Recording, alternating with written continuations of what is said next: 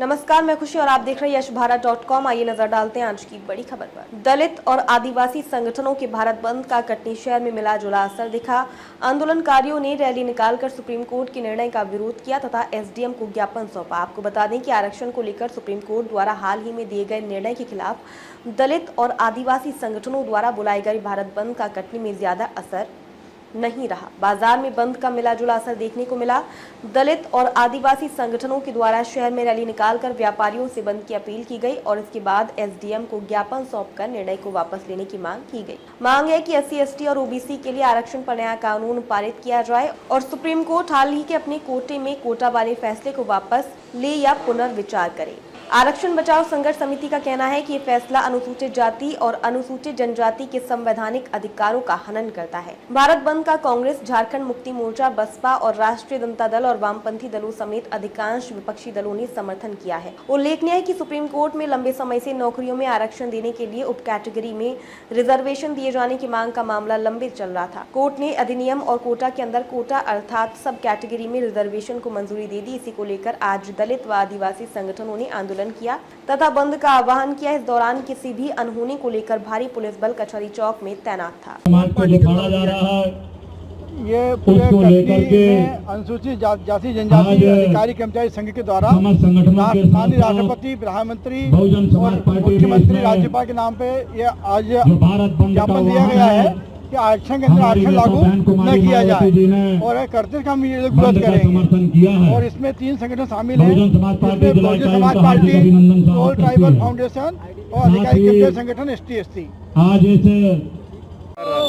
शहर भ्रमण करते हुए महामहिम राज्यपाल महोदय जी के नाम से जो ज्ञापन सौंपा जा रहा है, वो ज्ञापन इसलिए सौंपा जा रहा है कि माननीय सुप्रीम कोर्ट का जो निर्णय आया है क्रीम लेयर को लेकर के, उसको बहुजन समाज के लोग, ST/ST के लोग आहत हैं। उस फैसले को लेकर के, उस फैसले के विरोध में बहुजन समाज पार्टी एवं जो सामाजिक संगठन है, राजनीतिक संगठन है और जो भी सारे दल मिल करके आज इस जो फैसला आया है उसके विरोध में हम लोगों ने ये प्रदर्शन किया है। इसमें क्या समर्थन है आपके व्यापारियों का? क्योंकि हमारे को कोई उनने सूचना नहीं दी, न कोई जानकारी दी कि किस संबंध में बंद कर रहे हैं, तो हम इस बारे में कोई निर्णय नहीं लेते हैं उनके बंद करने के समर्थन में। हमें चूँकि पहले से वो जानकारी देते, चर्चा करते, तब हम उसमें सोचते, लेकिन चूँकि बिना तरह का कोई बंद है, ना ही कोई सूचना मिली हम लोगों को, तो मैं व्यापारियों से कोई चर्चा भी नहीं किया, ना ही कोई व्यापारी मेरे पास आए इस बात को समझने के लिए। क्योंकि पूर्व में यदि हम लोगों को सूचित होता है तो हम लोग आपस में बैठ करके मीटिंग करके उस पर निर्णय लेते हैं। क्योंकि अध्यक्ष यहाँ पर अकेला कोई भी तो दावेदारी कर नहीं सकता, क्योंकि इतना बड़ा संघ है, सारे हमारे पदाधिकारी लोग हैं।